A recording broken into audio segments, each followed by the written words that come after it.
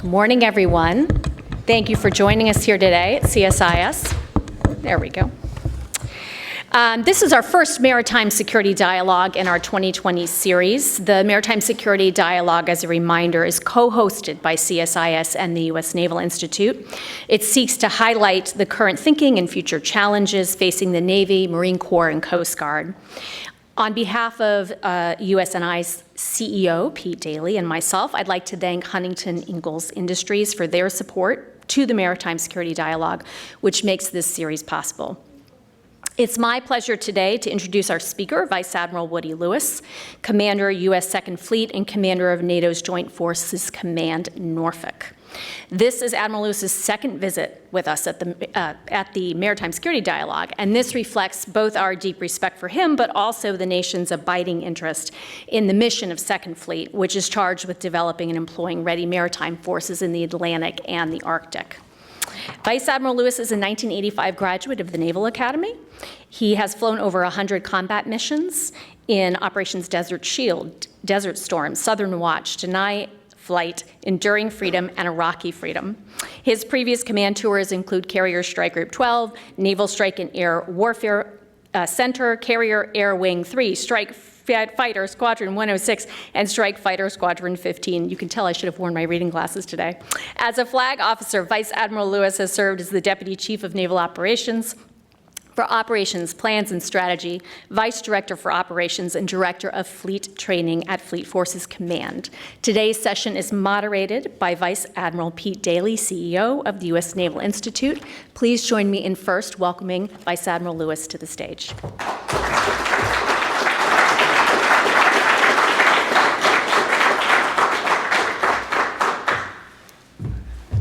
Good morning, everybody. Good morning. I will try not to use my glasses because I'm not sure they're the right style for my uniform. So good morning, Admiral Daly, Dr. Hicks. Thanks for having me here today. Distinguished guests, ladies and gentlemen, members of the media, thank you for the warm welcome. I was here in November of 2018 in what was U.S. 2nd Fleet's first public speaking event when we reestablished the command. And so it's fitting I have returned here today, 14 months later, to talk about the security environment in the Atlantic and to discuss what we have been up to in Norfolk. As many of you are aware, we recently declared full operational capability this past December.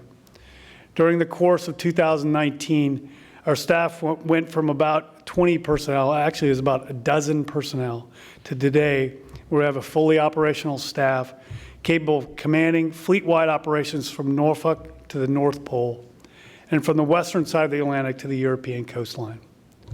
Just after we declared initial operational capability in May of last year, a large component of the 2nd Fleet staff embarked aboard the USS Mount Whitney, and along with 50 ships from our allied and partner nations, we set sail from Kiel into the Baltic Sea to direct the 47th iteration of Baltops. One of the audience was there with us during that time frame as well. Baltops marked the first time our staff flexed its ability to operate as an expeditionary component, a capability that enables us to operate wherever and whenever needed. Baltops demonstrated our expeditionary capability, and it also highlighted our ability to operate forces dynamically across the Atlantic as an additional maneuver arm for Naval Forces Europe. This capability to integrate and minimize seams across the Atlantic with our 6th Fleet counterparts has remained a visible representation of the U.S. commitment to security in the Atlantic, the Arctic region, and the European theater. In September of 2019, we again deployed an Expeditionary Maritime Operations Center to Keflavik, Iceland. However, this time with a much smaller footprint, roughly 30 personnel, in order to test the concept of scalability and our ability to sustain operations from 2 locations simultaneously, from our forward operating unit as well as our home guard back in Norfolk, Virginia. While in Keflavik, this team planned, led, commanded, and controlled the first East Coast surface action group to deploy in more than a decade. The smaller sized MOC, or Maritime Operations Center, was able to provide indications and warnings, situational awareness, and issue orders with a reach-back capability to Second Fleet's headquarters in Norfolk. These operations also saw elements of the Surface Action Group operated in the Arctic, an area of focus for Second Fleet. This past summer and fall, as a staff and a mock, we also honed our skills as we led 2 strike groups at the high end through the final stages of their training cycle. Part of my job is to make sure that no matter what the crisis is, whatever the situation is, no matter where it happens, that we ensure the Secretary of Defense, through the combatant commanders, have options of how to employ forces in support of operational objectives. That's what the Navy does, that's what the Joint Force does, that's what the Combined Force does, and that's what the Fleet does. We uniquely provide presence around the world and around the clock. We're in the right place, and not just at the right time, but all the time. The Navy is America's away team, and we currently have ships deployed around the world operating in every corner of the globe. But in order to get to the Barents, the Baltic, the Gulf, and the Caribbean from the East Coast, ships must start in the Atlantic. And we at Second Fleet are charged with developing and employing maritime forces ready to fight across multiple domains in the Atlantic and Arctic in order to ensure access, deter aggression, and defend U.S. allied and partner interests. The Atlantic, however, is changing. Over the last 20 years, most of the time we got underway from Norfolk in order to operate somewhere else and not in the Atlantic. Of course, and the world gets a vote, and as we have very recently seen, requirements around the globe are not going away. We don't have to look hard to see that the world is only getting more complicated. But the Atlantic is a battle space that cannot be ignored. Our new reality is that when our sailors toss lines over and set sail, they can expect to be operating in a contested space once they leave Norfolk. We are seeing an ever-increasing number of Russian submarines deploy in the Atlantic, and these submarines are more capable than ever, deploying for longer periods of time and with more lethal weapon systems. Russia has returned to Soviet-era outposts and has built new military facilities in the Arctic Circle. Russia's even built an icebreaker that can carry the extended-range Caliber missile. As such, our ships can no longer expect to operate in a safe haven on the East Coast or merely cross the Atlantic unhindered to operate in another location.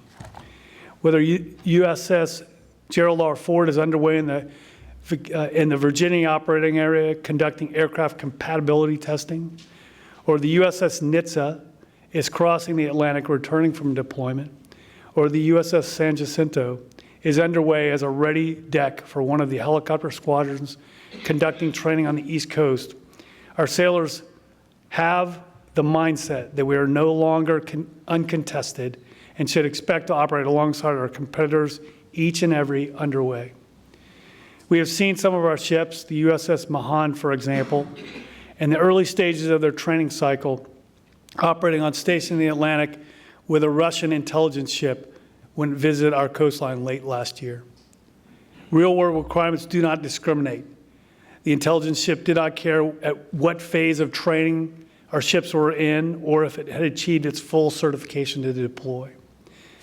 As Admiral Fogo has stated in the past, we are entrenched in the fourth battle of the Atlantic, and we need to be prepared to operate at the high end alongside our allies, partners and adversaries alike, as soon as we're underway. I welcome any questions or comments about the definition of the fourth battle of the Atlantic. The U.S. and NATO have answered the call by increasing our naval presence across the theater and increasing our exercises and operations with allies and partners. But in order to encourage responsible behavior by all, we must operate and engage from a position of strength. To do so, we must engage and conduct operations forward more deliberately, more strategically, and with more forethought. The U.S. Navy, through forward presence, power projection, and technological advantage, is the epitome of demonstrating resolve and capability in the service of conflict prevention and deterrence. Every fleet commander wants more ships in their area of focus. And while our service leadership is building up the fleet, Our reality is we need to compete with what we currently have built and are manned for today. So we must prioritize learning as a strategic advantage. The influence of sea power on today's global commerce goes beyond anything we have seen in our history. Compound the importance of the maritime with today's distributed battle space and information warfare, we have our work cut out for us. The maritime isn't simply defined as what floats on or below it, but rather the battle space from seabed to space. And that includes space, cyber, and the information domain. Our adversaries are learning too. If we were to look at how great power competition will be driven, it will be driven by investments in gray matter as much as gray holes. The gap that we'll have on a technological basis, weapon systems, will not be that great. It's how we fight.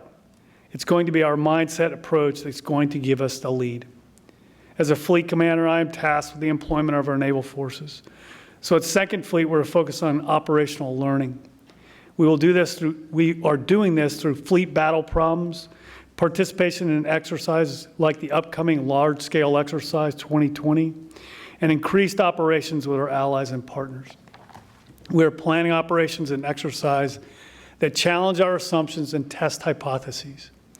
And we are learning. This will only be accomplished through mission command, assuming the risk up high in the chain of command while empowering down below in the chain of command. I tell my staff all the time, everyone has a voice. And oftentimes it is the most junior amongst us with the most ingenious ideas. A few weeks ago, a first-class petty officer gave the staff an in-depth brief on Arctic operations, one of our areas of focus. Beside the fact that it was a fantastic brief, I will tell you that the facts and figures he chose to present are different than the ones I've heard from more senior leaders.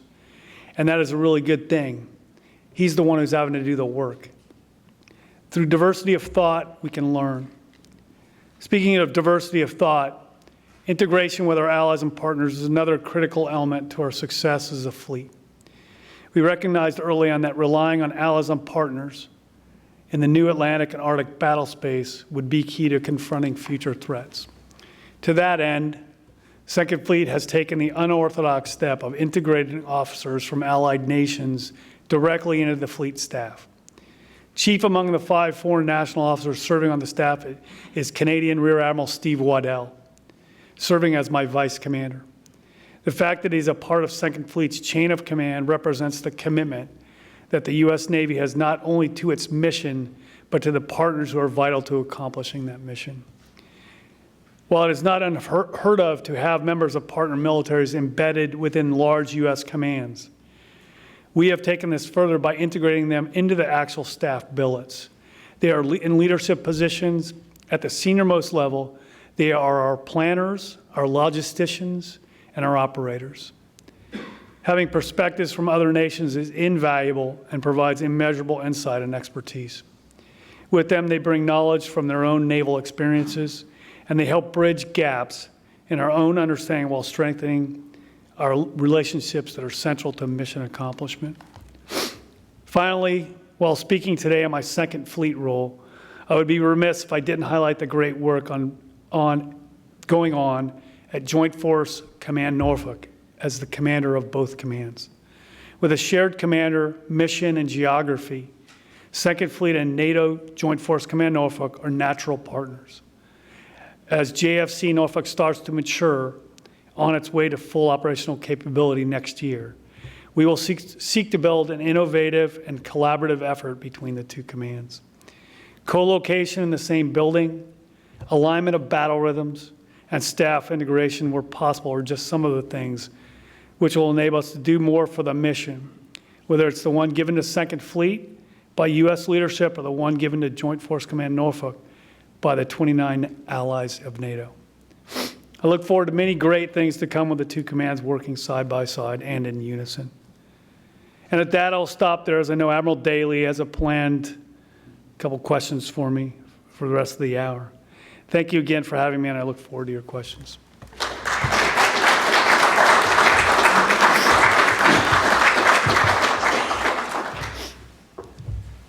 Okay. All right.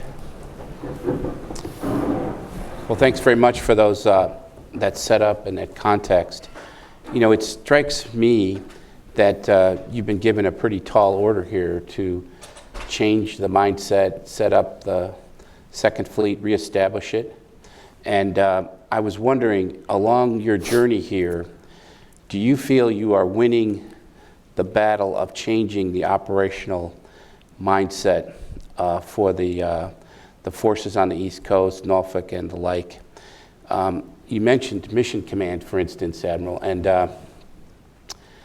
that implies that there's a structure that you can carry down and a warfighting instruction that is understood from the senior-most level down. And I was just wondering, in your journey of setting up Second Fleet, how do you feel about the mindset towards the shift towards great power competition, the Battle of the Atlantic, the fact that the threat is right here, as you said?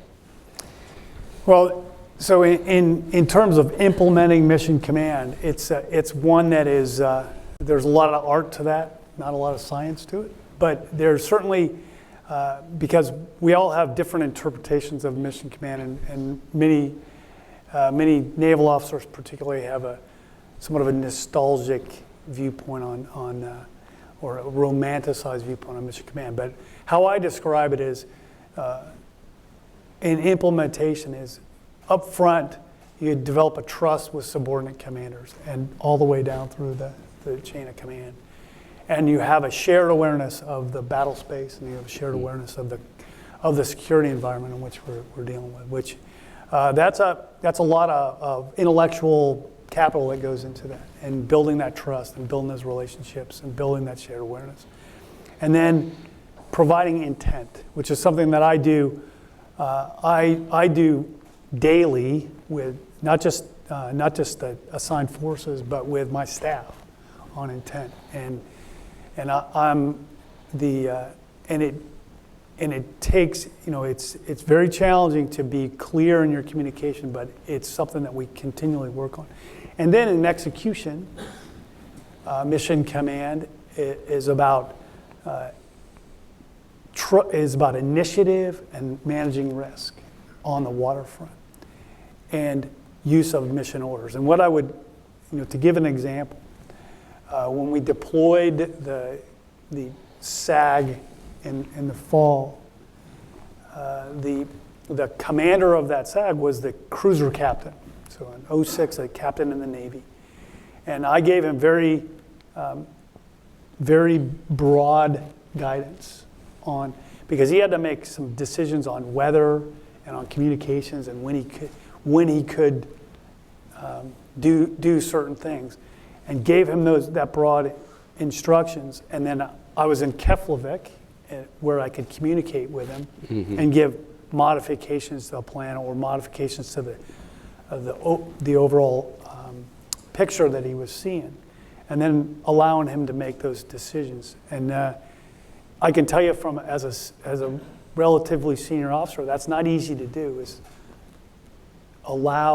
It's less about command and control and more about command and feedback, which is something that we sometimes forget. We got to let the people on this, at the tactical level, make their decisions in order to take advantage of the initiative when the initiative presents itself. And so that just as an example. No, it's good, because it just strikes me that the stand-up of Second Fleet is a metaphor for a whole change in looking at naval warfare again. Maybe a bit of Back to the Future, maybe a little bit to Master and Commander. You mentioned the nostalgia. But in your remarks, you said that clearly the Russians have stepped it up. They're operating at a higher tempo. Use the word contested. Just to pick up on that theme again of the SAGs, we've been, in our past history, mostly since World War II, very carrier-centric in our operations. And I was wondering if, because of the ASW threat in particular, are we going to see, and are we envisioning more operating units along the lines of that SAG that you just mentioned? I think we will. I mean, if you look at the fleet-centric view way of operating, so with elements of the fleet, an element of the fleet is a whole carrier strike group, but distributed across the battle space could be the carrier and some escorts, and it could be a SAG distributed somewhere else, or it could be a SAL and executing ASW operations. And the thing about ASW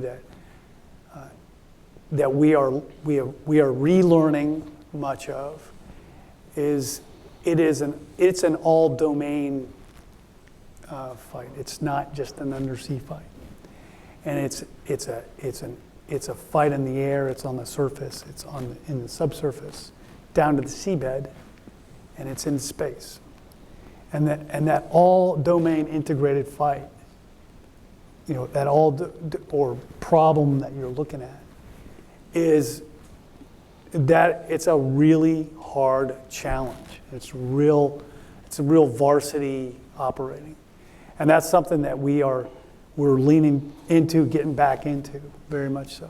Right. Just to follow up on that, of course, it is all domain and a very fragile and perishable skill set. And during the post 9/11 time frame, we took sonarmen off of surface ships and put them on boarding teams and gave them other duties. We took the P3s, now the P8s, but at that time the P3s, because of their EO, IR capability, they ended up overland, and we got down to taking the planes out of the training squadrons at one point. And I think we went about 2 to 3 years there where we didn't deploy a P3 squadron above C3.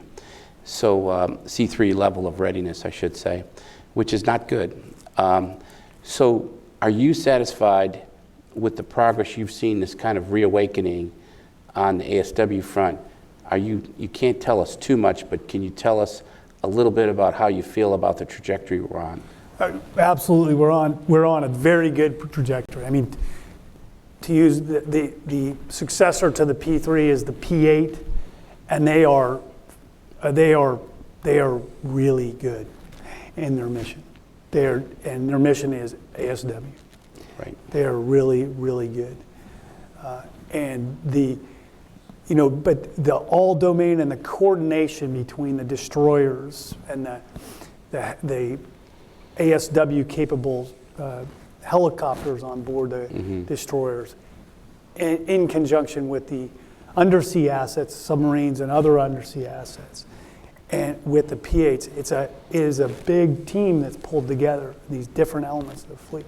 But we're on the right trajectory.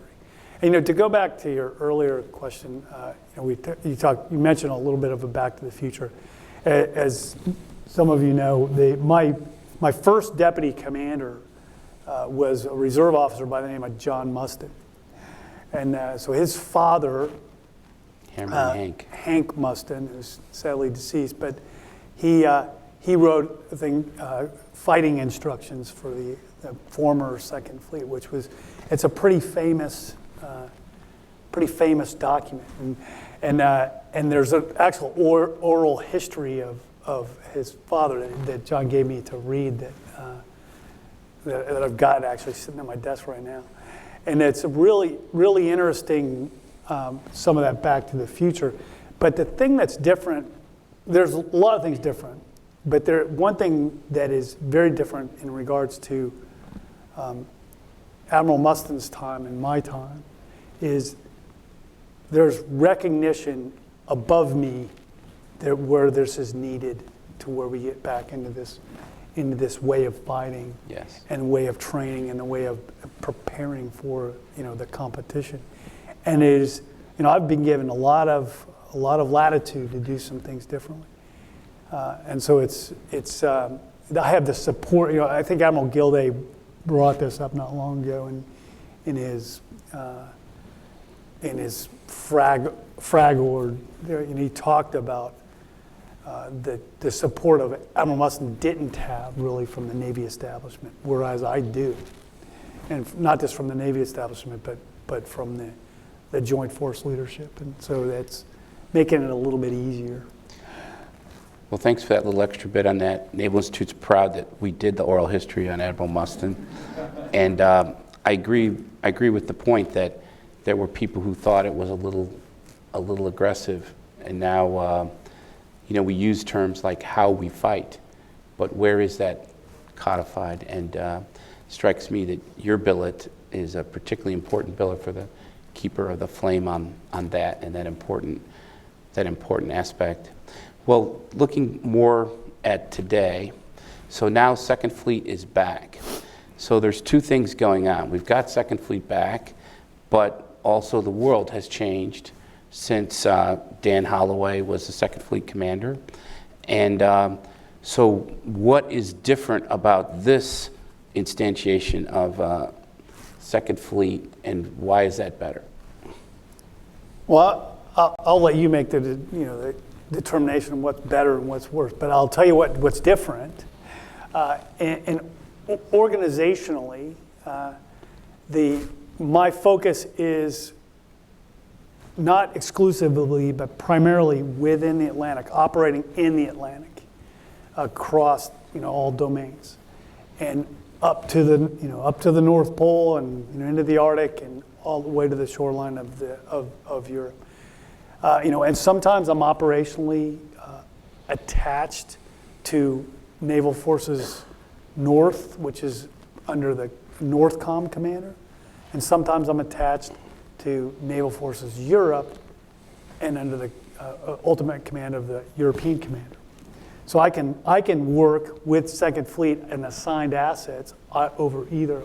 So I can be in a role of the maritime component element off the east coast of the United States, ultimately under General O'Shaughnessy's command, in what we would describe as a homeland defense type of role.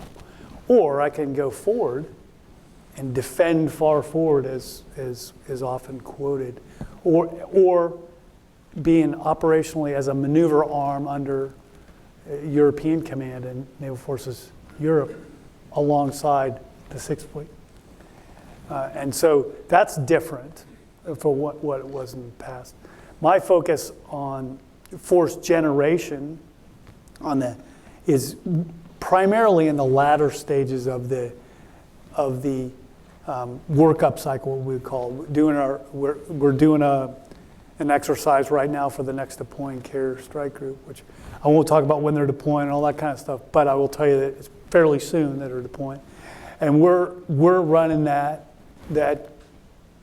training, this integrated training. We talk about how we fight. We have to tie that to how we train, because we're never going to be any better than how we train at our highest level. And the COM2X exercises that we oversee and command and control those are, that is the most challenging operating I've ever done in my time in the Navy, and I've done a bunch of them, and I've done a bunch of deployments, and so it's really, really good training.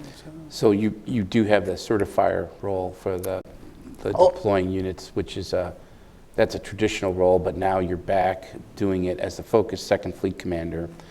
Wanted to ask you, have you gotten the support you need for that? Now, you did talk about the staffing and the fact that you're obviously at FOC, declared FOC.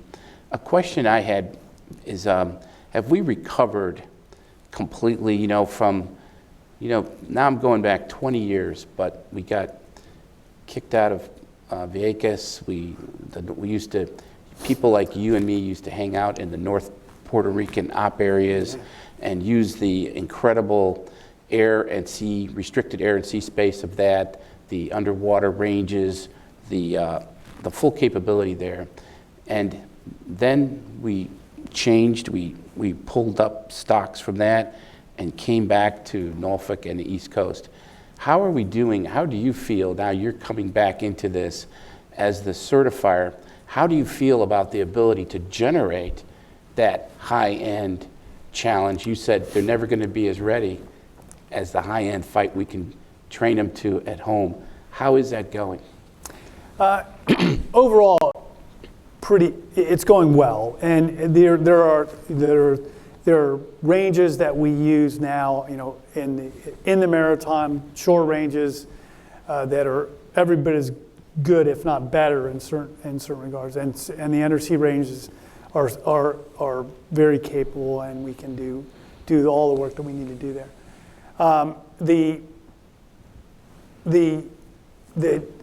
We need to expand some things, and we're leveraging quite a bit of live virtual constructive that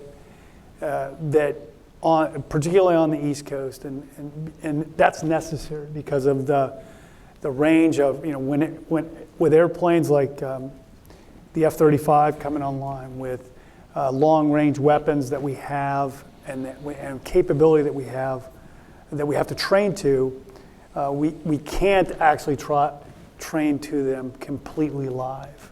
We have to rely upon the live virtual constructive for a number of reasons, not the least of which is security.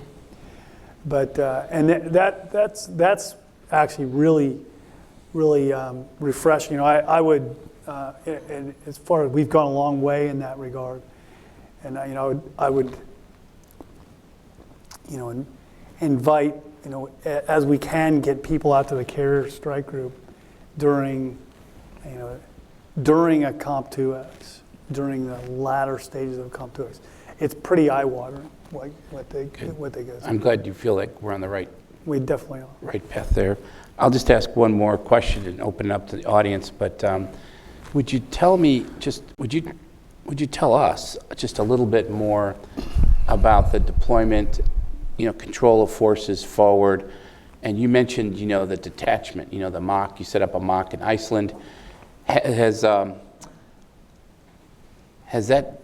along the model of like the Pacific Fleet, like a JTF 519 thing, where you are sending the home fleet commander to support the warfight forward, or is this different? And second part of this question, have they given you the kit and the people to do it? Okay, so the answer to those two questions is yes and no, and the second question is also yes and no. So to expand upon that, so yeah, there's scalability of an expeditionary MOC. I can tell you that I do not foresee the U.S. Second Fleet in any time in the near future having a command ship like we had before. And what I do see us having is kit to be able to deploy with and be able to scale that down. Mm-hmm. And which we don't currently have, but I'm looking at trying to get advocating for that money. And it's by budgetary standards, it's a pretty low number because low amount of money. I've mentioned already the 2 times that we did an expeditionary maritime operations center. We're going to do another 2 here pretty soon. One is going to be where I'm operationally under the command of Nav North and Northcom, and so it will be an expeditionary location on the homeland. So, and then I'm going to also go afloat on perhaps not even on a non-capital ship, but certainly not on, maybe on a gray hull, but not a command ship. Okay. So there's different scalability of things, but to get that kit that I need to have, the deployable kit, I need to be able to purchase that or be purchased on my behalf and have access to it. And I need the people to maintain it and upkeep it because it comes with tents and it comes with people who know what to plug into what. Right. That's the important, that the people who do the real work. So that's important. Got it. Well, I'm going to stop here and open up to audience questions and ask Admiral Lewis here in the front. Megan, do you have a question? Megan? Oh, She's looking for a mic. Hi, thank you, Admiral Lewis. You were speaking about high-end training. On the West Coast, they have the Fight to Hawaii concept that they're doing, where they take the opportunity from San Diego to Hawaii to practice, whether it's emissions control or just other high-end tactics. I wondered if there's anything like that that you're planning on the East Coast, or whether the Russian submarine threat that you spoke of perhaps is interfering with that, and just sort of how maybe how LVC can contribute in scenarios like that. And we've not been planning it, we've been doing it.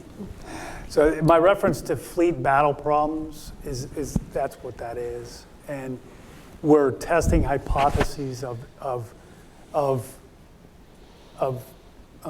principles that are found in distributed maritime operations principles. But, and it's like any kind of experiment, if you like. You gotta recognize that we'll have failures in certain things. But without going into too much of the detail, the SAG that deployed in the fall was part of doing one of these fleet battle problems. And every deploying units that are when they deploy, that was my reference to they're starting in the Atlantic, and they're gonna, as they deploy, whether they're staying in the Atlantic or staying in the Western Atlantic or going to the Eastern Atlantic, going to the Mediterranean, and going to the Persian Gulf, a portion of that deployment is an operation within the Atlantic, and that's when it constitutes a fleet battle problem in which there was it's an operation, and it's done with our competitors in mind. I mean, I can, referencing John Mustin again, the recently deployed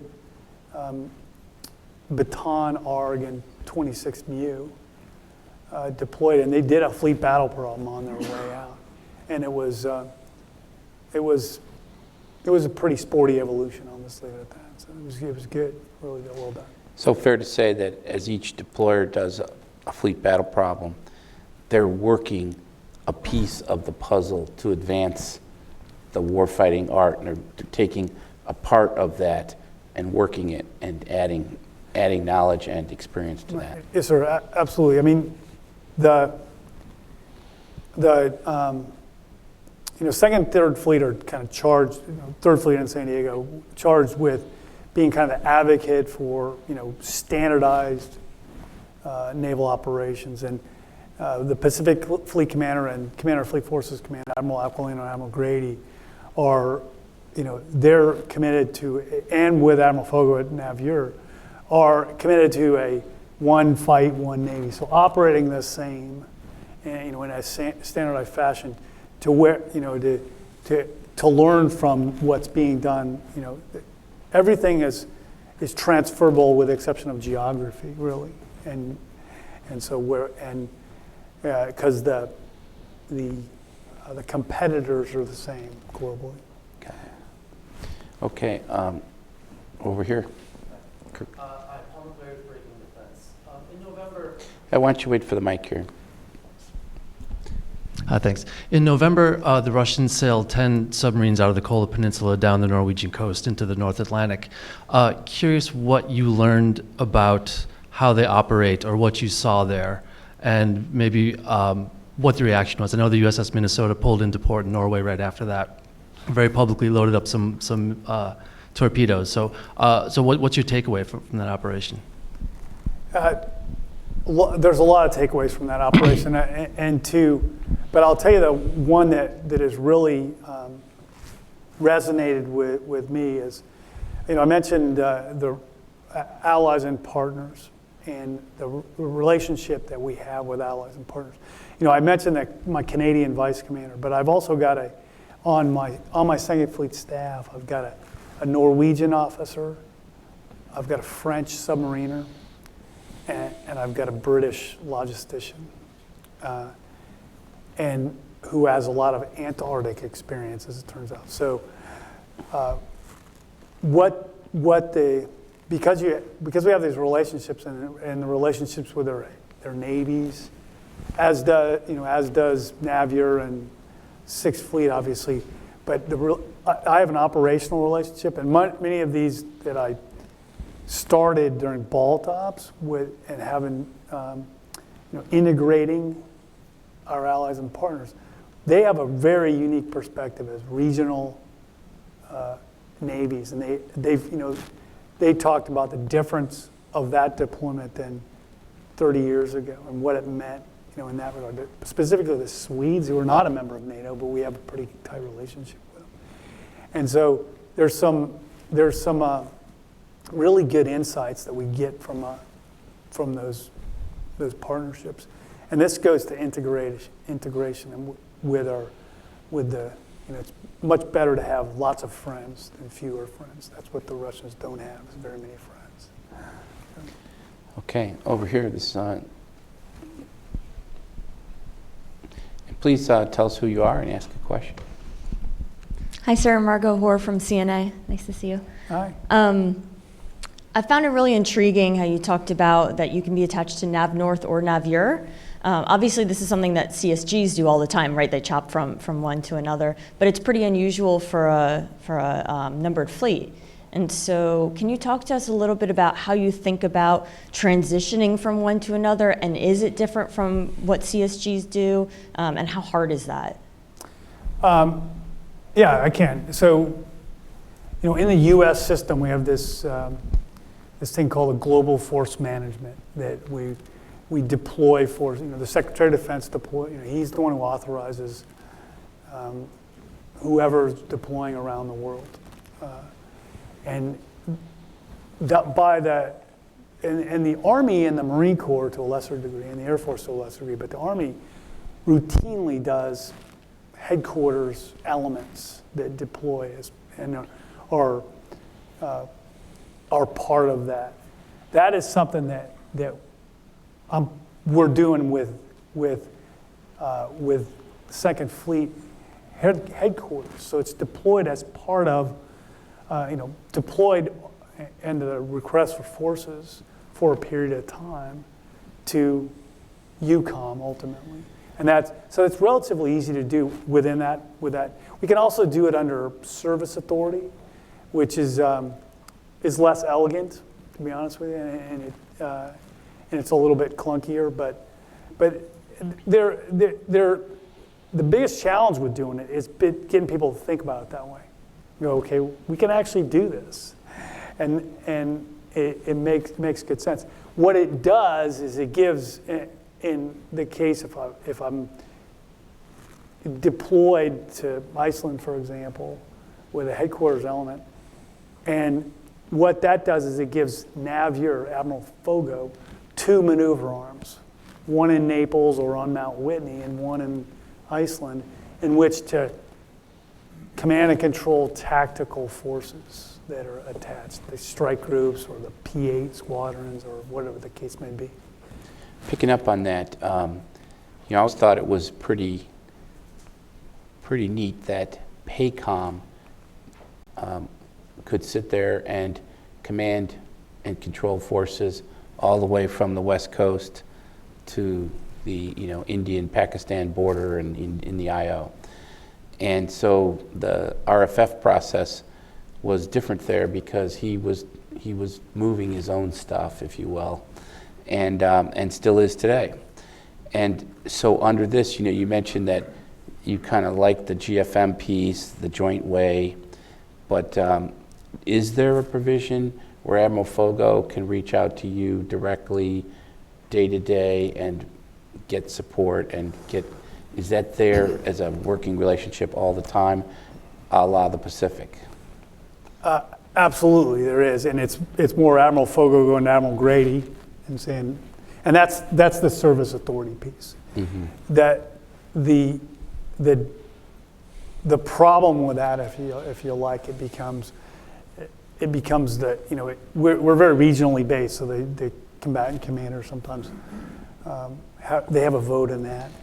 And so it's where we can solve it at the naval component level, which we always do, but sometimes it goes into the process, and the adjudicator becomes the Joint Staff and the Secretary of Defense. Those geographic combatant commanders can be very territorial. I agree. So over here on the far side here.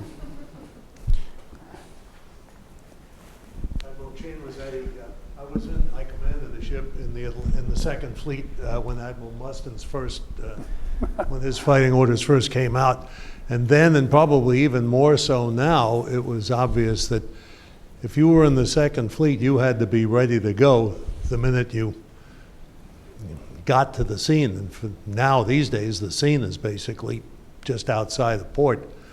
What is your feeling, briefly, about the readiness of the ships kind of inside the lifelines to be, to be there and to integrate with other forces and to, ours and others, and to maintain a presence, a sustainable presence?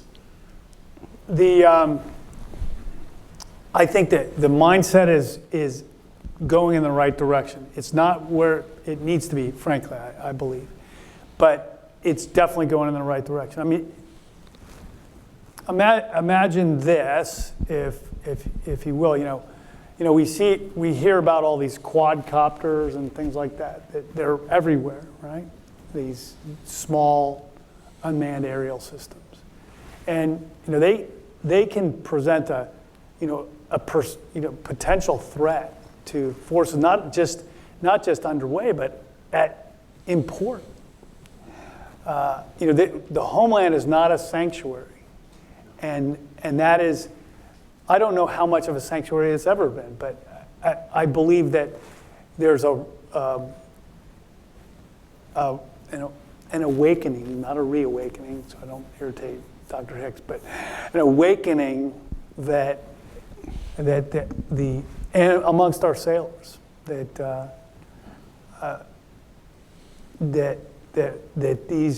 are real bad things potentially going on. I mean, this is that hybrid space that we talk about a lot, this gray zone that the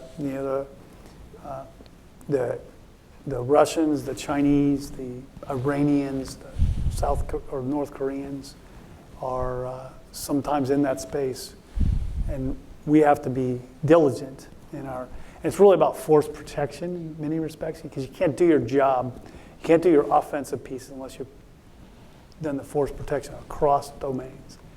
And where we take a lot of risk nowadays is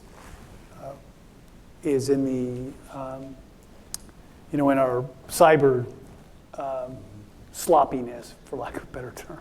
That's where we probably take our most risk, and we need to continue to refresh and tighten up on that. Thank you. Okay, Captain Rick Easton, I see here.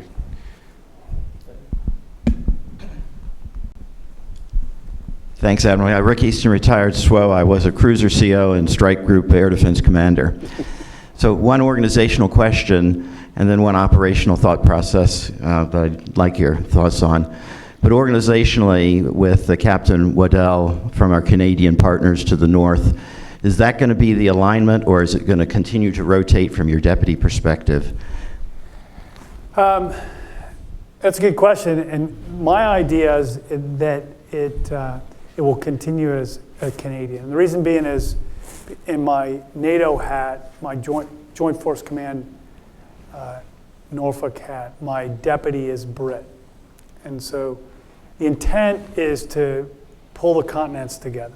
So on the flag officer side, with Second Fleet, myself, obviously U.S., my deputy is a one-star U.S., and then a vice commander, a two-star Canadian. So kind of lashed up on this side.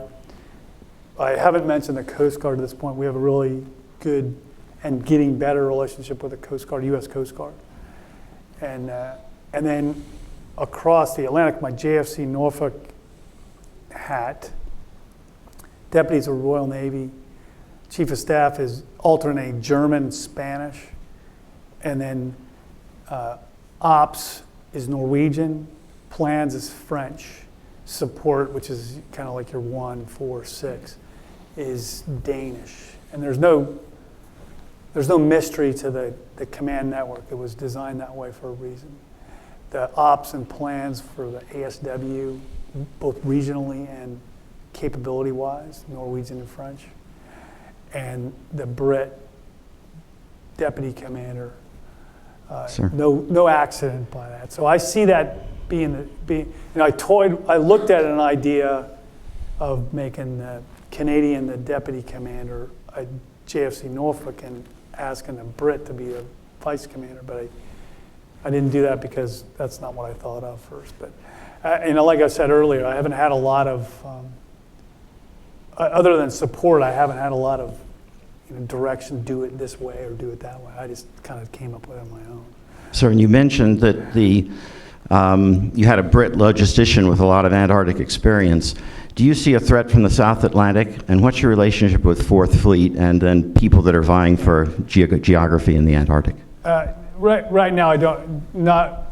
I referenced the Antarctic mainly because of cold weather operations. So that was the operational side of it. We, in addition to the 2 ships we sent up in the Arctic in the fall, we sent a destroyer that was coming back from deployment into it as part of a Canadian exercise, USS Gravely, up in the western side of Greenland, and went up, touched above the Arctic Circle, and we've learned quite a bit there. I mean, I'm not a ship driver, but we learned quite a bit about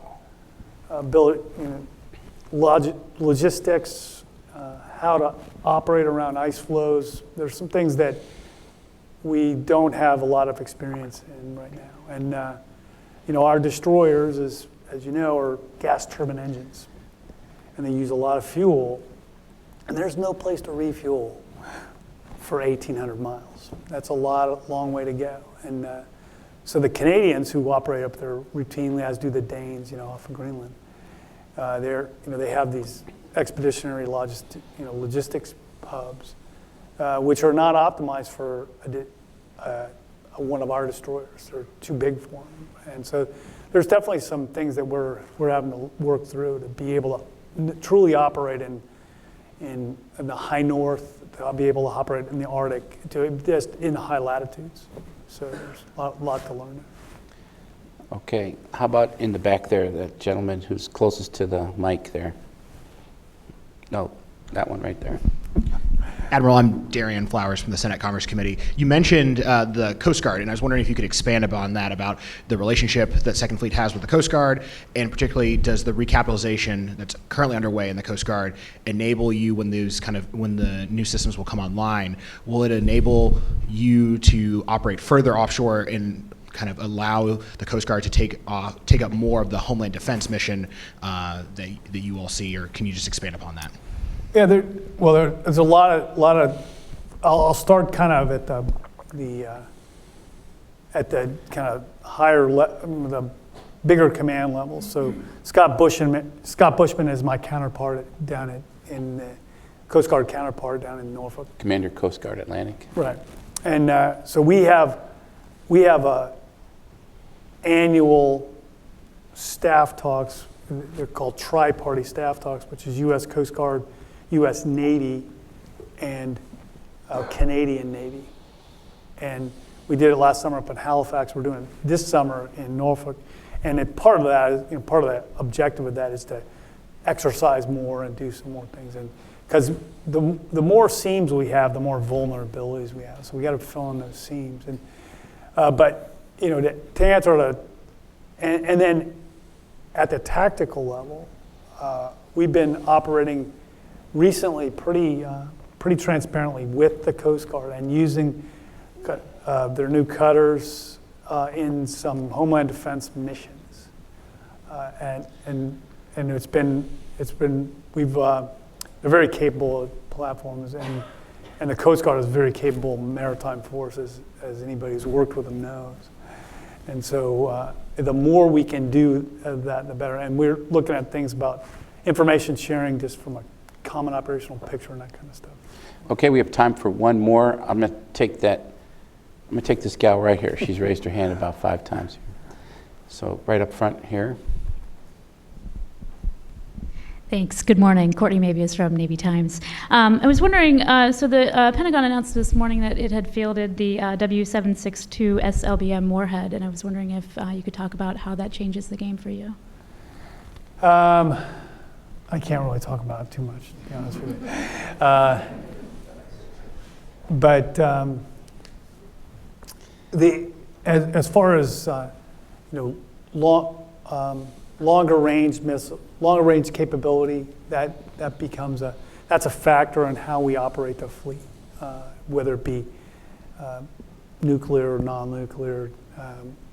But it definitely becomes a factor in what becomes a contested space and what doesn't become a contested space, and how we operate. That's some of the reasons, why we distribute the force across the maritime and so on and so forth. But those are definitely a factor, but not in something that it's not a factor that's going to alter too much our behavior. So I think other than that, I can't say too much about Tough that. question for this forum. And on that note, I'd like to, on behalf of CSIS and Dr. Hicks and the Naval Institute, and I'd like to thank our sponsor again, represented here today by Admiral Dan Holloway for Huntington Ingalls Industries. We thank them for supporting this entire Maritime Security Dialogue series.